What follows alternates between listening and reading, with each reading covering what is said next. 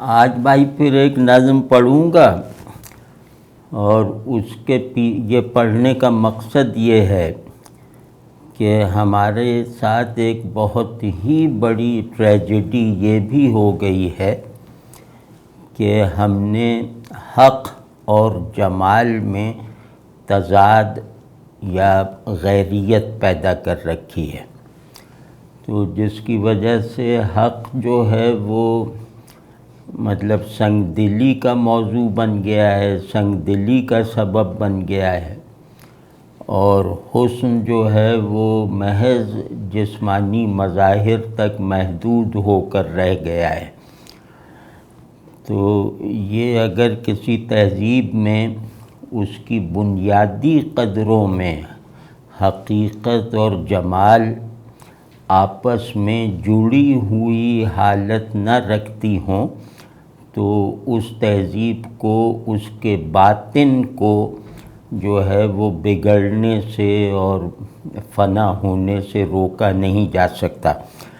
تو ہمارے یہاں بھی یہ جیسے زبان ہم نہیں جانتے، تخیل کا استعمال ہم بھول چکے ہیں، شاعری ایک فن ہے، اس فن کو جاننے والے بالکل دو چار رہ گئے ہیں، اور اسی طرح یہ کہ حسن کی تحسین یعنی کہ سبلائم سطح پر کرنے والا جو تخیل ہے یا جو دل ہے وہ جیسے مردہ ہو چکا ہے ہمارے یہاں، اور چیزیں جو ہیں بالکل اکہری، پروفین، گھٹیا اور بہت زیادہ جیسے لالچ پیدا کرنے والی رہ گئی ہیں۔ تو اب ہم صرف جیسے اپنے مفاد کے لیے سرگرم ذہن اور اپنی تسکین کے لیے بیدار جبلت کے سوا کچھ نہیں رکھتے، یعنی بالعموم، ظاہر ہے افراد میں استثناء ہوتا ہے۔ تو انہی سب چیزوں کا ایک شاخسانہ ہے۔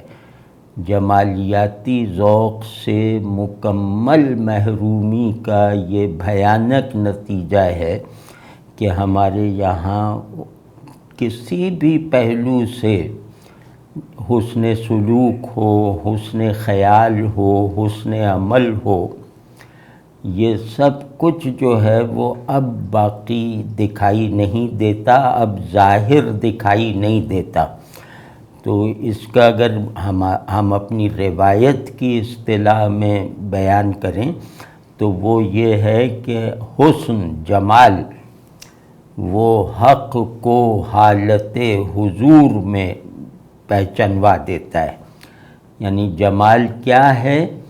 حق کی حضوری میں رہنے کا یقینی احساس جو دل کو طمانینت، نفس کو اطمینان اور ذہن کو جو ہے وہ تکمیل کا جو ہے وصف عطا کرتا ہے۔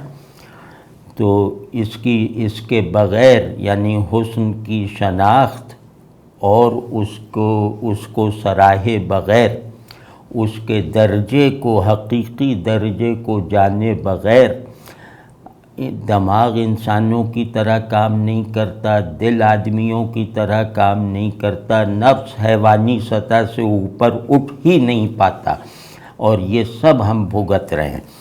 تو میں نے 2005 میں مطلب 18-20 برس پہلے ایک انگریزی نظم لکھی تھی، اور پھر کوئی 5-10 برس بعد اس کا اردو ترجمہ بھی کیا۔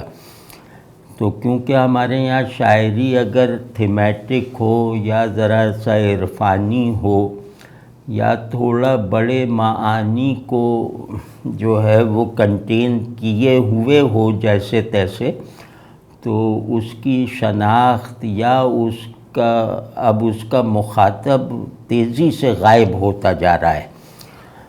تو اس سے ایک اور مسئلہ پیدا ہو گیا ہے کہ شاعری جو ہے وہ ہمارے آئیڈیاز آف جمال کو جیسے ایکسپیرینسیبل حالت میں ایک سے دوسرے میں منتقل کرتے رہنے کا وسیلہ ہوتی ہے، تو وہ ذوق بھی اب ختم ہوتا جا رہا ہے۔ تو بہرحال یہ جو ہے یہ نظم ہے، یہ بہت لمبی نہیں ہے، तो पहले ओरिजिनल नज़्म पढ़ता हूँ, फिर इसका तर्जुमा सुनाता हूँ, और तर्जुमा सुनाते वक्त बीच में कुछ बातें अगर सूझीं तो वो करूँगा। ये नज़्म मेरे एक दोस्त हैं हामिद मसूद, तो उनके लिए लिखी थी कि a poem for Hamid Masood. Yes, beauty can rescue the eyes.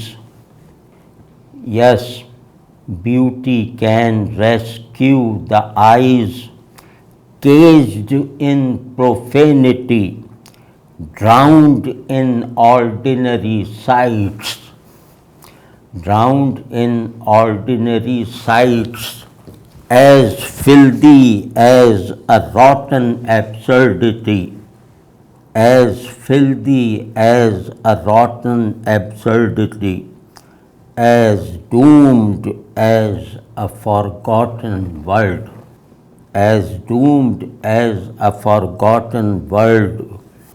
Why humans aren't so beholding? Why humans aren't so beholding that all hiddenness would have been unfolded to a terrible blank stillness, which is sealed by a rude awakening, like a dumped flight, like a stuffed horizon. A chaos has eventually encircled the locus of existence. Now cockroaches are conquerors. Cockroaches are conquerors of all space where time is still relevant.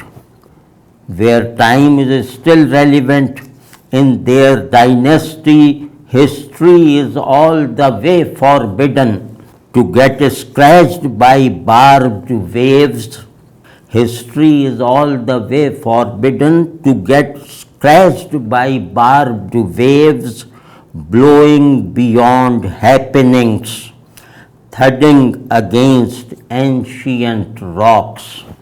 Dreams are the prime substance. Dreams are the prime substance of genuine sleep of natural eyes. Our planets and our times. Our planets and our times are not so creative that they could design a real night to contain the infinitely layered depth. They could design a real night to contain the infinitely layered depth that's imagination fabricated with. That's imagination fabricated with. We undoubtedly need a sleep, a thick green shadow of a mythical star, soothing, lightening all gloomy hiddenness. Green shadow of a mythical star, soothing, lightening all gloomy hiddenness. A heart, a wound, a heart, a wound can experience. Lightening all gloomy hiddenness, a heart, a wound can experience. Sharpened pains nurture the soul.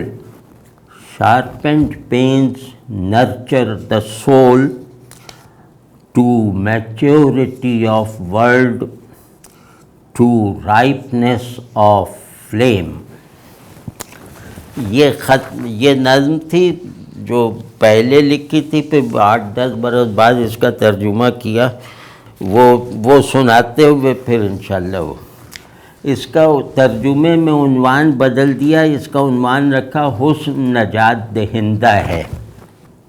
हुस्न, हाँ सिर्फ हुस्न نجات دہندہ ہے آنکھوں کا جو گھٹیا پنجروں میں قید ہیں اور آلودہ مناظر میں محبوس۔ آنکھوں کا نجات دہندہ ہے جو گھٹیا پنجروں میں قید ہیں اور آلودہ مناظر میں محبوس، گلی سڑی لایانیت کی طرح نجس، بھلائے گئے لفظ کی طرح آسیب زدہ۔ گلی سڑی لایانیت کی طرح نجس، بھلائے گئے لفظ کی طرح آسیب زدہ۔ بالآخر ہستی کی زاد بوم پر دھند چھا گئی ہے، یعنی زاد بوم وطن، جیسے اوریجن، ہستی کا اوریجن جہاں وہ پیدا ہوئی پہلے۔ بالآخر ہستی کی زاد بوم پر دھند چھا گئی ہے، اب کاکروچ غارت گر فاتح ہیں۔ اب کاکروچ غارت گر فاتح ہیں اس کائنات کے جہاں وقت ابھی اجنبی نہیں ہوا۔ ان کی سلطنت میں، یعنی کاکروچ کی، ان کی سلطنت میں تاریخ ممنوع ہے۔ زمانے پر خراش ڈالتی خاردار طغیانی، حوادث سے پرے چلتی ہوئی ٹکرا رہی ہے قدیم چٹانوں سے۔ یہاں حوادث کا مطلب ایکسیڈنٹس، وہ والے جو فلسفے میں ہوتا ہے نا کہ ٹیمپورل حادث، ٹیمپورل کو کہتے ہیں۔ تو ان کی سلطنت میں تاریخ ممنوع ہے، زمانے پر خراش ڈالتی خاردار طغیانی، حوادث سے پرے چلتے ہوئے ٹکرا رہی ہے قدیم چٹانوں سے۔ ایک بہت ہی سیاہ رات، ایک بہت ہی سیاہ رات کے سہمے ہوئے ستارے، ایک بہت ہی سیاہ رات کے سہمے ہوئے ستارے، ایک پر ہول فضا میں سانس لیتی خاموشی۔ کیوں نہیں بوجھ لیتی اولاد آدم، کیوں نہیں بوجھ لیتی اولاد آدم کہ کھل جائے گا سارا چھپاؤ، ایک ہیبت ناک خالی ٹھہراؤ میں۔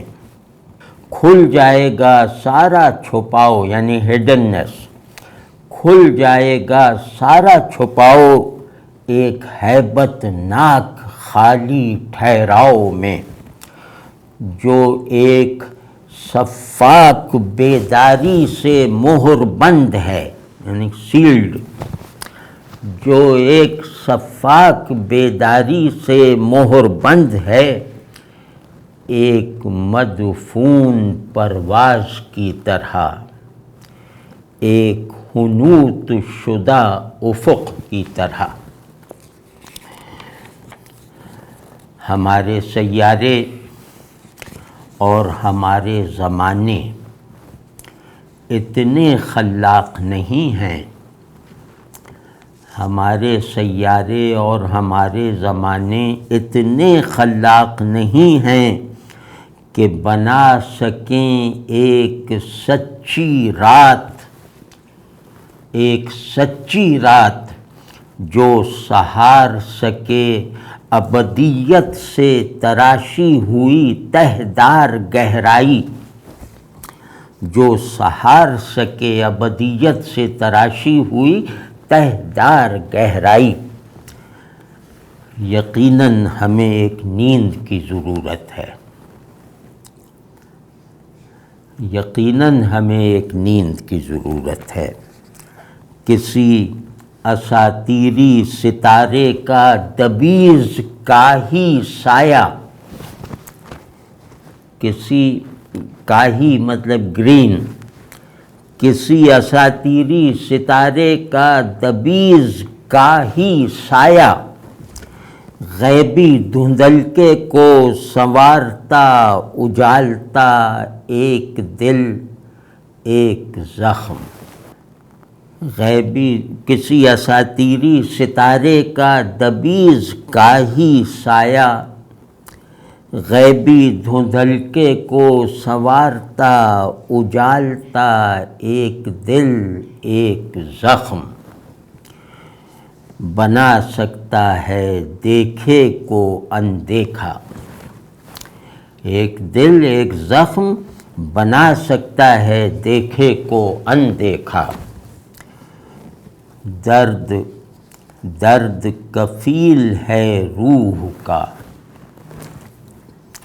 درد کفیل ہے روح کا، لفظ کی بلوغت تک شعلے کی پختگی تک۔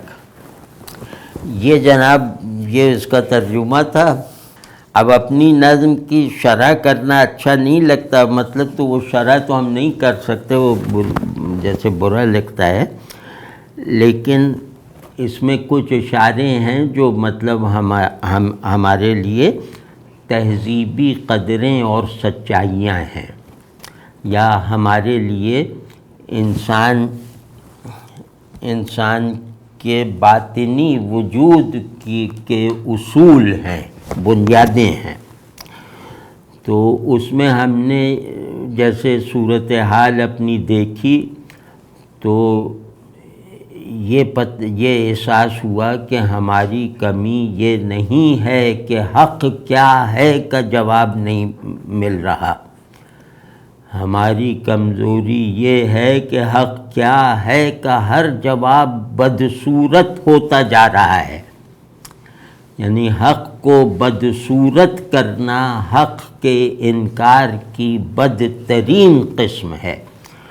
تو ایسی صورتحال میں ایک آدمی سوچ رہا ہے کہ وہ حسن کو اس کی اصل شان، اصل نسبت اور اصل حقیقت کے ساتھ جیسے سامنے لائے، حسن کو یاد کروائے ان لوگوں کو جو مطلب مقابلہ حسن کے نتیجے میں حسن کو سمجھتے ہیں، ان بیچاروں کے لیے حسن کو بازیاب کروایا جا سکے، یعنی یہ دکھایا جا سکے کہ حسن صرف بایولوجیکل نہیں ہوتا، بلکہ اگر حسن بایولوجیکل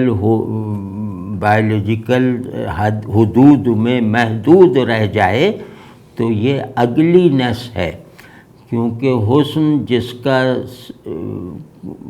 ایسی تازگی جس کا سڑ جانا یقینی ہو، ایسا نقش جس کا مسخ ہو جانا حتمی ہو، ہم اس کو ایک خاص مدت کے لیے حسن نہیں کہیں گے۔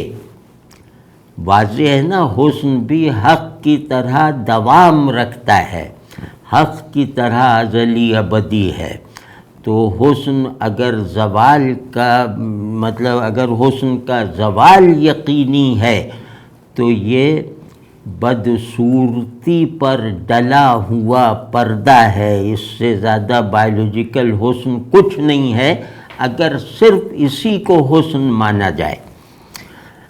تو اس معنی میں کہ بھئی حسن اپنی اساس میں تو ہم سے کھو چکا ہے، اب حیوانوں کے ایک تسکین کا ذریعہ ہے حسن، تو حق کو بدصورت کر لیا، حسن کو حق سے خالی کر دیا۔ تو اب اس میں جیسے حسن ایک مشن بنا کے بیان کیا جا رہا ہے کہ اب بھی سمجھو کہ تم کن چیزوں سے محروم ہوتے جا رہے ہو اور اس محرومی کا بڑا سبب کیا ہے۔ اس محرومی کا بڑا سبب اخلاقی سے زیادہ جمالیاتی ہے۔ تو اب اس میں یہ آدمی جیسے چلا کے مجذوبوں کی طرح چوک پہ کھڑا ہوا، یہ کہہ رہا ہے چوک پہ کھڑا ہوا یا کہیں بھی جیسے کسی مینا بازار میں کھڑا ہو کے وہاں گشت کرنے والے حسن شناسوں کو پکار رہا ہے کہ حسن، ہاں صرف حسن نجات دہندہ ہے۔ اب اس میں آواز میں ایک مطلب اس عنوان میں ایک کشش ہے نا کہ نجات چاہیے، حق کو چھوڑو، حسن میں ہے وغیرہ وغیرہ، مطلب ایک ٹرک ہے اس میں کہ حسن تمہیں نجات دلوائے گا حسن تک نا رسائی سے۔ اس کا مطلب یہ ہے کہ اے حسن کے جانوروں کی طرح متلاشی لوگوں، اب بھی سنبھل جاؤ، اب بھی واقعی حسن کی طرف آ جاؤ، اور یہی اب تمہیں نجات دلائے گا حیوانیت سے، یہی تمہیں نجات دلوائے گا آدمیت سے محرومی کو مستقل ہو جانے سے، یہی تمہاری آدمیت کو بحال کرے گا۔ تو اب وہ کیا ہے کہ حسن کیونکہ آنکھوں کا موضوع ہے، مطلب حسن اپنی مطلب اگر شکل صورت میں سے اظہار کرے تو آنکھوں کا موضوع ہے، یعنی یہ آنکھیں جن سے ہم اور چیزیں دیکھتے ہیں۔ تو کیونکہ یہ سمجھ رہا ہے یہ کہنے والا کہ ان لوگوں نے صرف آنکھوں کو ذریعہ بنا رکھا ہے حسن سے تعلق کا، تو چلو ان سے کوئی آئیڈیل بات نہ کہو، ایک پریکٹیکل بات کہو، تو شاید یہ آنکھوں کا درست استعمال سیکھ جائیں، شاید یہ جان سکیں کہ انہوں نے آنکھوں کو کن گندگیوں میں جو ہے وہ جیسے دیکھنے پر مجبور کر رکھا ہے۔ تو اب اگلا وہ کہے کہ بھئی حسن آنکھوں کا نجات دہندہ ہے۔ کون سی آنکھیں؟ وہ جو گھٹیا پنجروں میں قید ہیں، یعنی کہ جن کے دیکھنے کے سارے حدود گھٹیا ہیں، مطلب ایک وہ دائرہ بینائی ہوتا ہے نا، تو حسن حقیقی سے لا تعلق ہو کر آنکھوں کا غیب پر ایمان لائے بغیر جو کردار ہے، وہ ایک گھٹیا پنجرے میں، ایک گھٹیا زندان بینائی میں اپنے دیکھنے کی مشق کرتے رہنے سے زیادہ کچھ نہیں ہے۔ تو اور جو گھٹیا پنجروں میں قید ہیں اور آلودہ مناظر میں محبوس، یہ جو پنجرہ ہے، جو سر پنجرہ ہے، یہ سر جانوروں کا ہے جس میں یہ آنکھیں محبوس ہیں، ٹکی ہوئی ہیں، اور دنیا کو تم نے آلودگی کا گھر بنا رکھا ہے، دنیا کے ہر منظر کو تم نے ناپاک کر رکھا ہے۔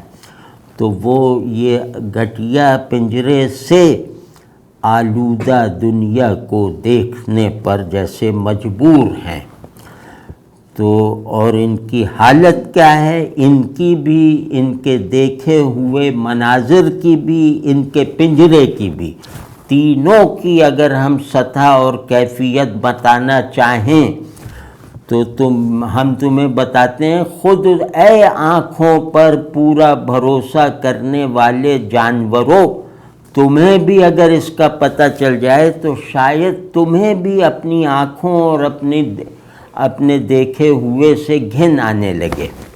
وہ کیا ہے کہ یہ سب چیزیں گھٹیا، گلی سڑی لایانیت کی طرح ہیں، یعنی ایبسرڈیٹی اگر صرف ذہن میں رہ جائے تو میننگ فل ہے، ایبسرڈیٹی اگر سچویشن میں پیدا ہو جائے، سچویشنل ہو کر، تو وہ حقیقت سے قریب لے جا سکتی ہے۔ لیکن یہی ایبسرڈیٹی اگر مسلط ہو جائے اور ذہن اس کو کیپچر نہ کر پائے، آنکھیں اس سے نئے اندیکھے مناظر اخذ نہ کر پائیں، تو پھر یہ لایانیت ہے، اور وہ بھی گلی سڑی، یعنی جس کو استعمال نہیں کیا گیا، جسے ٹھیک سے محفوظ نہیں رکھا گیا، اب یہ گل سڑ گئی ہے۔ تو جتنی بڑی چیز ہوتی ہے وہ اگر گل سڑ جائے تو وہ زیادہ نجس اور زیادہ گھناؤنی ہو جاتی ہے۔ تو ہماری دنیا یہ سب لایانی، جیسے لایانی انبار کی طرح سڑ رہے ہیں۔ اور صرف اتنا نہیں ہے کہ اتنے زیادہ نجس اور گندے ہیں، بلکہ بھلائے گئے لفظ کی طرح آسیب زدہ۔ اب اس میں کیا کہ آنکھ اور دماغ گلی سڑی لایانیت کے نجس ہو جانے کے مرتکب ہیں، ذمہ دار ہیں۔ اب اس سے آگے جو ہے کہ ذہن، یعنی ہمارے اندر خیالات کی صورت میں مناظر کا ایک تسلسل رہتا ہے جسے یہ آنکھیں نہیں دیکھتی، ذہن دیکھتا ہے۔ تو وہ ایسا ذہن بھی اب ایسا ہو گیا ہے کہ جیسے ایک بھولا ہوا لفظ جسے دانستہ بھلا دیا گیا، وہ پہلے اس کے معانی فرشتوں کی طرح بھرے ہوئے تھے اس میں، اب وہی معانی مسخ ہو کر بھوتوں کا روپ اختیار کر گئے ہیں۔ یعنی کہ لفظ پہلے فرشتوں کا گھر ہوتا تھا، ہم نے اسے جبراً بھلا کر جو ہے وہ گویا بھوتوں کا بنگلہ بنا دیا ہے۔ تو بھلائے گئے لفظ کی طرح آسیب زدہ، آپ ناموں کو بھلا دیں تو ناموں کا جو مسمى ہوگا، یعنی نام جس کی طرف پھر پلٹیں گے، وہ گھناؤنی چیز ہوگی، وہ کمتر چیز ہوگی، وہ بدصورت چیز ہوگی۔ اچھا، یہاں تک تو جوش میں کر ہی دیا، اب وہ آگے بس ٹھیک ہے وہ چلنے دیتے ہیں، کیونکہ وہ اس میں کچھ باریکیاں ہیں آگے۔ اگر ضرورت ہوئی تو ہم اس کا حوالہ دے کر یا اس کا حوالہ دیے بغیر اس میں جو معانی ہماری سمجھ میں آتے ہیں یا جو مقصود ہے ان سب لائنوں کا، وہ عرض کرنے کی کوشش کروں گا۔ میرا خیال ہے کہ یہ ضروری ہے۔